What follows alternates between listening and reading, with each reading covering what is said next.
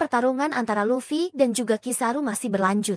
Luffy menyusul Kizaru, kemudian Luffy memukul Kizaru dengan serangan barunya yakni Gomu Gomu no Stargan. Sehingga pukulan Luffy tersebut berhasil melukai wajah Kizaru yang kemudian menimbulkan efek banyak bintang. Kizaru menyadari jika hal ini akan sangat buruk. Lalu mereka berdua kemudian sama-sama jatuh ke tanah. Saran menatap Luffy ketika dia sedang terjatuh dan menyebutkan kata-kata bahwa Nika seperti tengah menyadari sesuatu. Lalu Saran kemudian berhadapan dengan Bonnie, Sanji, Vegapunk dan juga Franky. Nampak di sana Bonnie kemudian berhasil menusuk dada Saran dengan menggunakan pedang miliknya. Terlihat wakil Aksamana bersiap untuk membantu Saran. Namun Saran kemudian memerintahkan kepada mereka untuk mundur. Dia mengatakan jika sebenarnya dengan sangat mudah bisa menghindari serangan pedang Bonnie barusan. Kemudian dia mencabut pedang tersebut, lalu secara ajaib darah di tubuhnya kemudian menghilang. Saran kemudian mengeluarkan aura dari matanya untuk berhadapan dengan Bonnie dan juga Sanji. Namun anehnya kepala mereka berdua tidak meledak,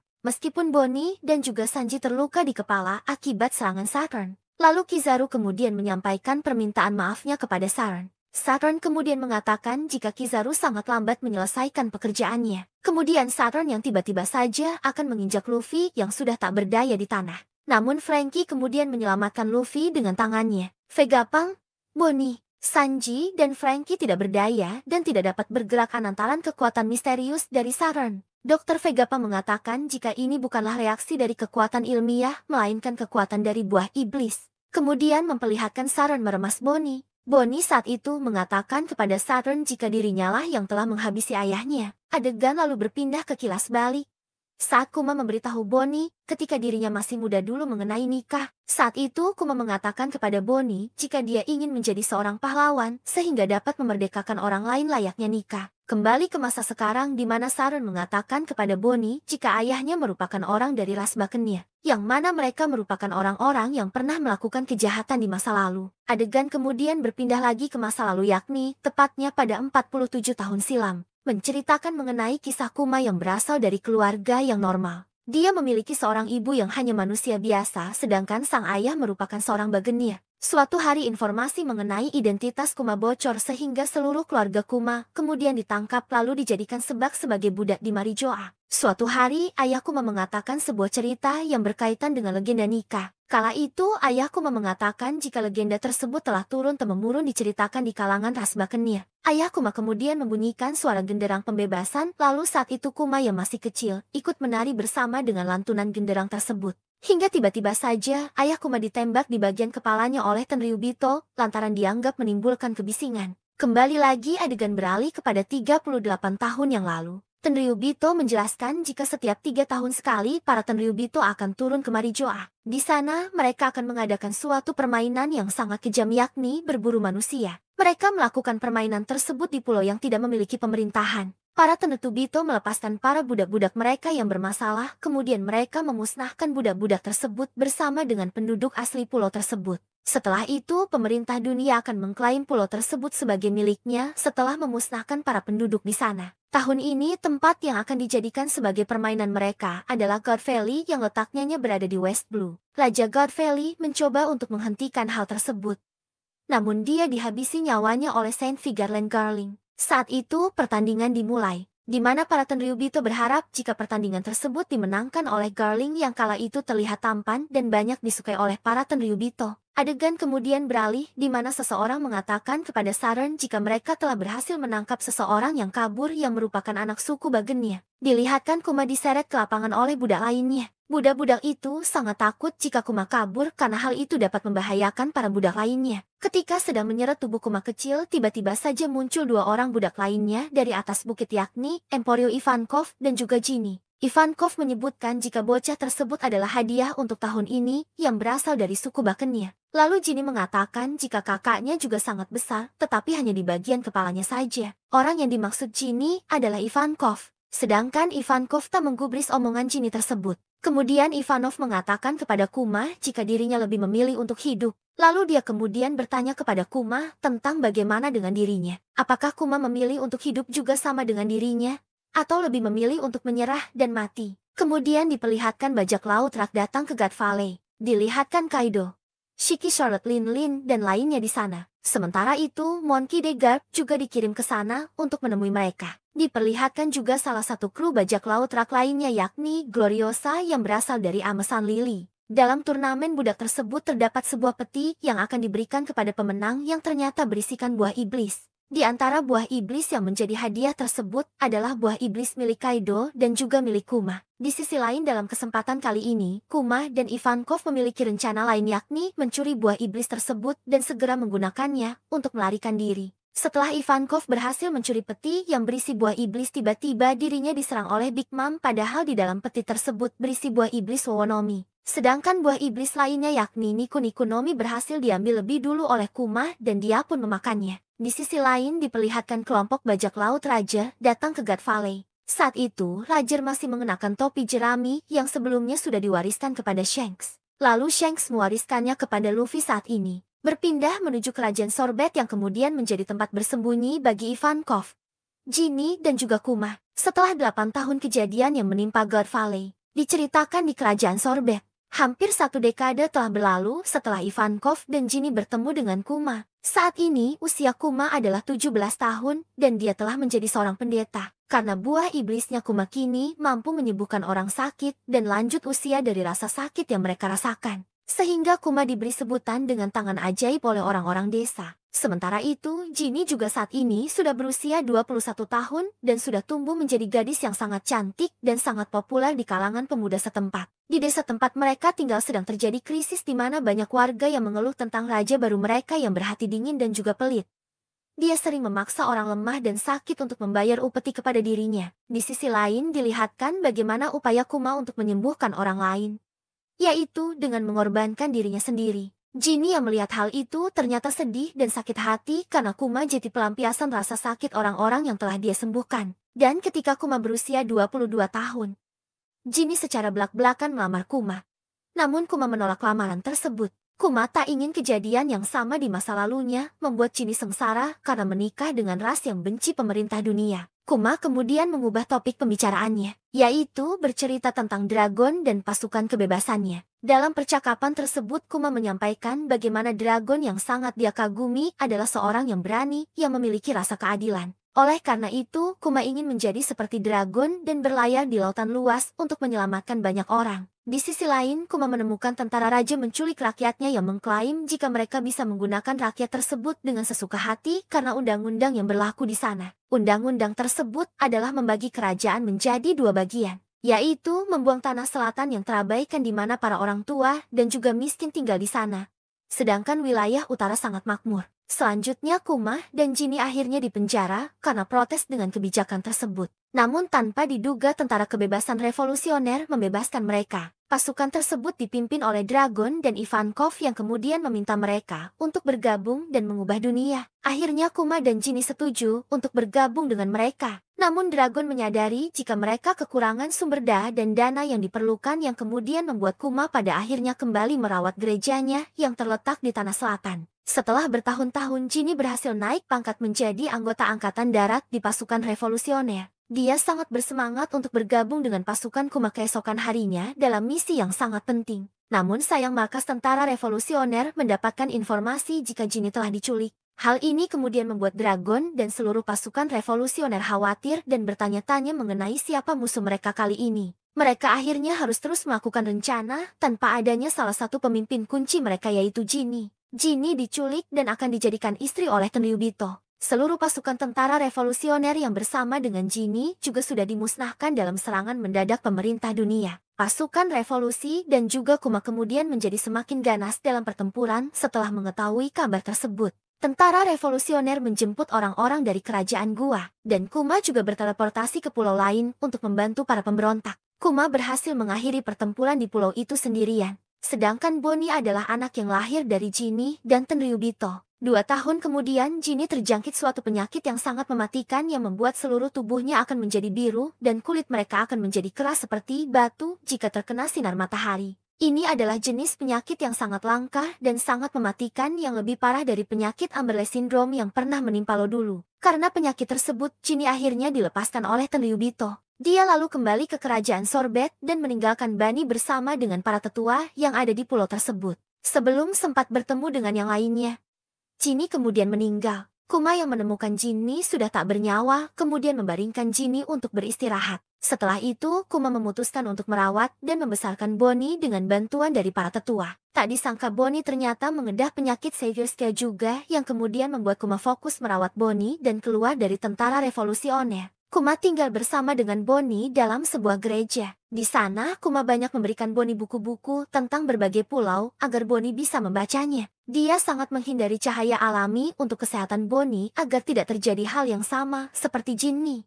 Namun Kuma harus mengetahui hal yang sangat menyakitkan ketika seorang dokter mengatakan kepadanya jika Bonnie akan mati saat menginjak usia 10 tahun. Bonnie mendengar percakapan tersebut namun dia salah paham dengan percakapan tersebut. Dia malah mengira jika dirinya akan sembuh ketika berusia 10 tahun. Sementara Kuma yang melihat kebahagiaan Bonnie tersebut tidak mampu untuk menyampaikan yang sesungguhnya kepada Bani. Sementara itu, mantan Raja Sorbet kembali ke kerajaan Sorbet lalu menghabisi warga yang ada di sana. Dan warga di sana kemudian berbondong-bondong untuk meminta bantuan Kuma. Raja Bekori mendengar berita mengenai apa yang dilakukan oleh kerajaan gua di sana yakni membakar Great Terminal. Sehingga dia kemudian melakukan hal yang sama di kerajaan Sorbet dengan membakar desa-desa dan juga menembak orang-orang yang melakukan protes. Kuma yang mengetahui hal itu kemudian marah dan menghancurkan istana dan mengalahkan Raja Bekori sendirian. Kuma kemudian menjadi raja baru di kerajaan Sorbet atas permintaan rakyat di sana. Namun dirinya ternyata masih tinggal di gereja dan yang menjalankan kerajaan Sorbet adalah Raja Bodog.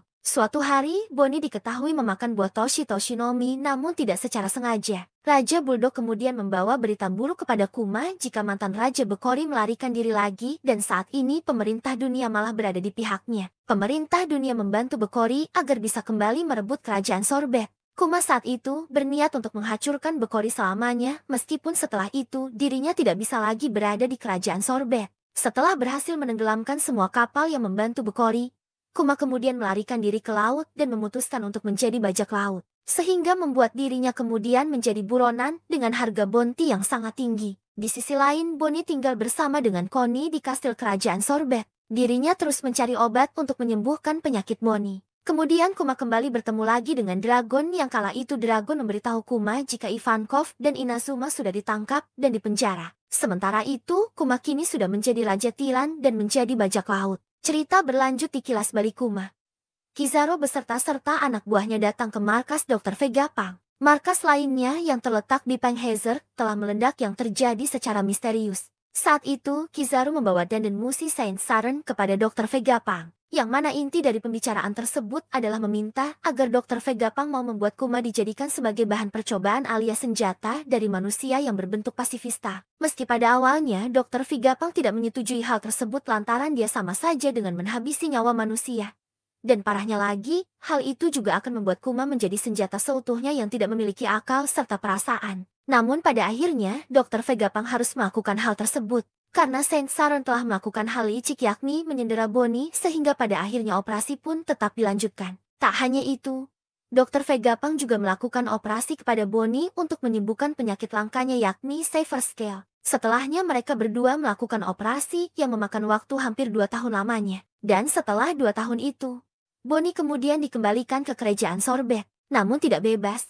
Karena dirinya selalu diawasi oleh utusan pemerintah dunia tanpa sepengetahuannya. Dan Kuma juga kembali ke sana namun dirinya hanya sebentar. Karena dia hanya mengantar Bonnie untuk dititipkan kepada orang-orang kepercayaannya. Kuma berjanji kepada Bonnie akan kembali menemuinya setidaknya setahun kemudian. Namun di sini Kuma sangat sadar jika hal itu tidak akan mungkin bisa terjadi. Karena setelah ini dirinya pasti akan melupakan segalanya dan menjadi senjata bagi pemerintah dunia. Bonnie yang masih kecil tidak tahu mengenai hal itu. Dirinya hanya mempercayai janji ayahnya tersebut. Setelah itu Kuma pun kembali. Di sini dia pada akhirnya bergabung menjadi anggota Shichibukai yang sempat membuat Shichibukai lainnya terkejut dengan kedatangan Kuma kali ini. Kuma kemudian menuliskan surat kepada Bonnie dan mengatakan keadaan Kuma yang saat ini masih berlayar dan dalam keadaan baik-baik saja. Setelah itu, Kuma mengirimkan surat tersebut dengan sangat hati-hati. Kemudian Kuma tinggal di desa Lufia itu berada di desa Fushia. Cerita berlanjut dengan memperlihatkan kampung halaman Luffy pada 3 tahun yang lalu di Gunung Kolubo kerajaan Goa East Blue. Saat itu, Kuma tengah memperhatikan ada seorang anak kecil tengah berlatih dan meneriakkan kata Gomomu X.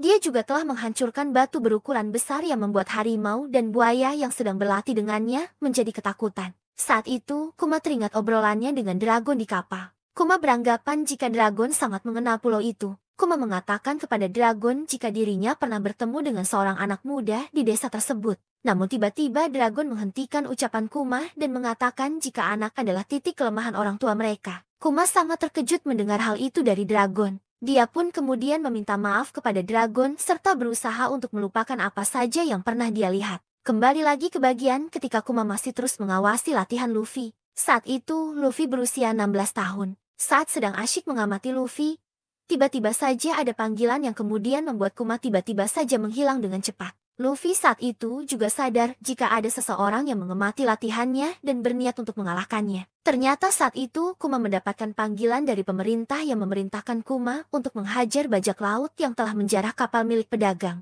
Kuma lalu melaksanakan tugas tersebut dengan sangat cepat dan mudah. Setelah itu dirinya menuliskan surat untuk Bonnie dan mengatakan jika dunia luar sangatlah indah dan juga dia sangat ingin melihat wajah Bonnie. Dan Bonnie juga merindukan ayahnya setiap hari. Sehingga dia selalu menunggu kiriman surat dari Kuma di kerajaan Sorbet.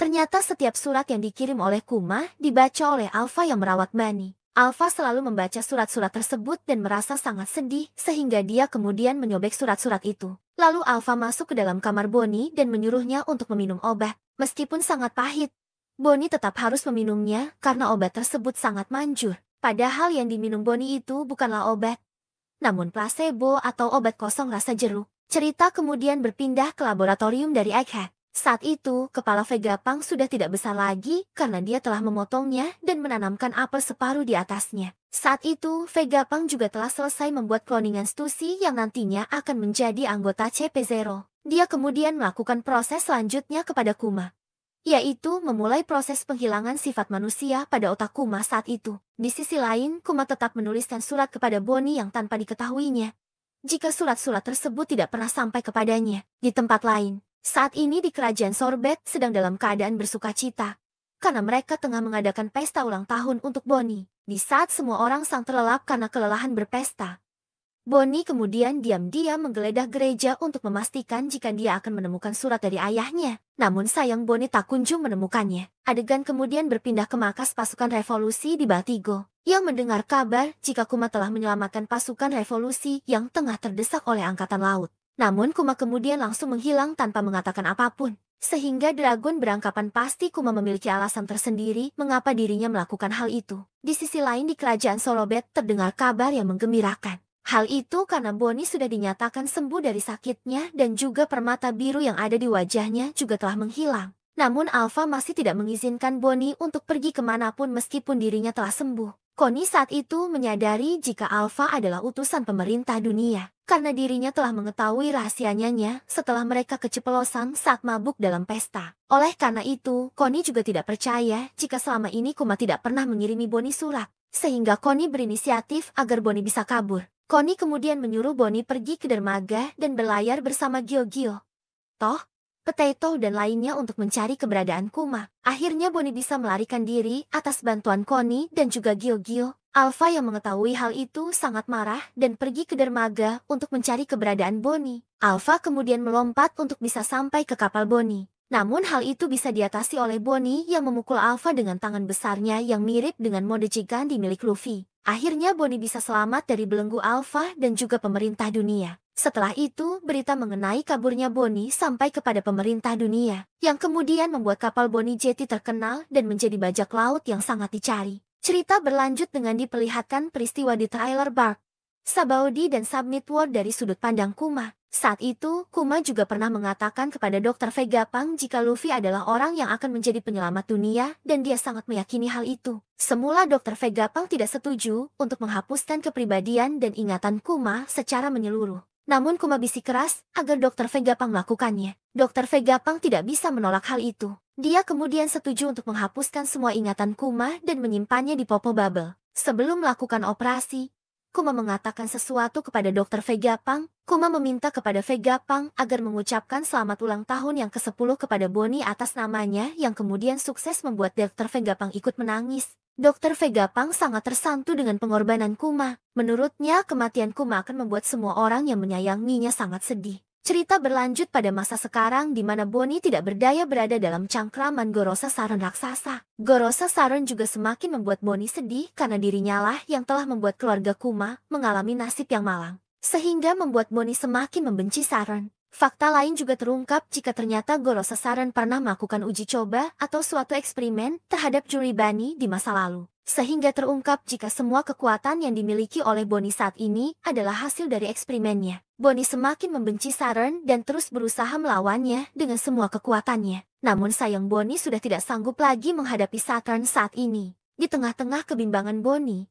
tiba-tiba semua menjadi kacau setelah sosok Kuma datang di tengah-tengah pertempuran itu. Saron yang melihat hal itu juga sangat terkejut. Kuma tidak bisa dihentikan oleh siapapun di sana. Kemudian Bonnie menyadari jika ayahnya telah datang dan terus memanggil ayahnya tersebut. Saturn sangat terganggu dengan kebisingan itu dan melempar Bonnie hingga Bonnie terjatuh. Kuma yang melihat hal itu kemudian segera meraih Bonnie dan melindunginya dari serangan Saron selanjutnya. Kuma sangat marah melihat Saron, dan hal itu sukses membuat Saron sangat heran sekaligus terkejut melihat apa yang telah Kuma lakukan. Saron dan juga Vegapunk sangat kebingungan karena melihat Kuma masih bisa bergerak bebas padahal tombol save di Stark telah ditekan. Dan juga masih membingungkan bagaimana Kuma bisa tahu jika Bonnie berada di Pulau Egghead. Kuma akhirnya terlibat pertarungan dengan Saron yang membuat Saron akhirnya terempas dan tertimpa reruntuhan. Sementara semua orang juga tidak menyangka karena baru kali ini ada seseorang yang bisa melawan salah satu Gorosei yang sangat kuat. Sementara itu, Bonnie kemudian memeluk Kuma dan mengucapkan kata terima kasih kepada ayahnya. Bonnie juga mengatakan jika dirinya sudah melihat semua masa lalu Kuma, serta sudah mengetahui bagaimana wajah cantik ibunya. Saturn kemudian bangkit dan hendak menyerang Kuma dan Bonnie, namun dihentikan oleh Sanji. Kizaru yang melihat hal itu kemudian merasa takjub dan heran dengan semua perkembangan topi jerami yang semakin kuat. Sementara itu, dia juga kemudian bangkit dan hendak membantu Saron karena dirinya menyadari jika kini situasi semakin sulit apalagi setelah datangnya Kuma. Saron kemudian sangat marah. Dia kemudian mengatakan jika pulau itu telah mengancam seluruh dunia dan harus segera dihancurkan beserta semua isinya. Saron juga memerintahkan semua armada perang untuk segera membidik dan menghancurkan semua jeti abu atas nama keadilan. Diperlihatkan Saron dengan wajah menakutkan. Saron yang sangat marah dan sangat mengutuk mereka yang telah menjadi pengkhianat, yaitu Kuma dan juga seorang bajak laut yang bisa membangkitkan kekuatan kuno dewa yaitu Luffy. Situasi di Pulau Egghead semakin memanas setelah Saron marah besar dan ingin segera menghancurkan pulau tersebut. Semua orang berhamburan mencoba untuk menyelamatkan diri mereka masing-masing. Saron dan juga Kizaru masih berada di pulau,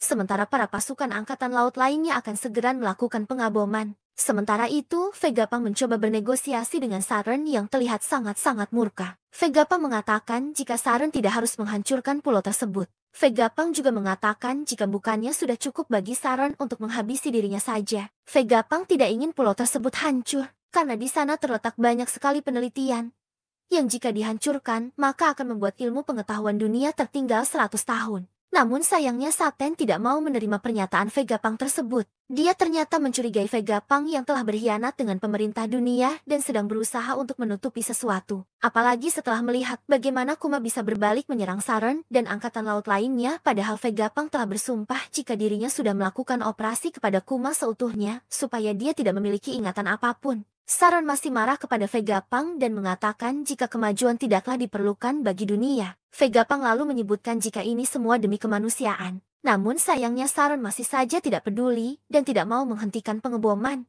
Vegapunk semakin terpuruk, apalagi setelah Saron mengatakan jika dirinya telah melenyapkan kapal yang membawa beberapa orang yang lolos dari Egghead kemarin.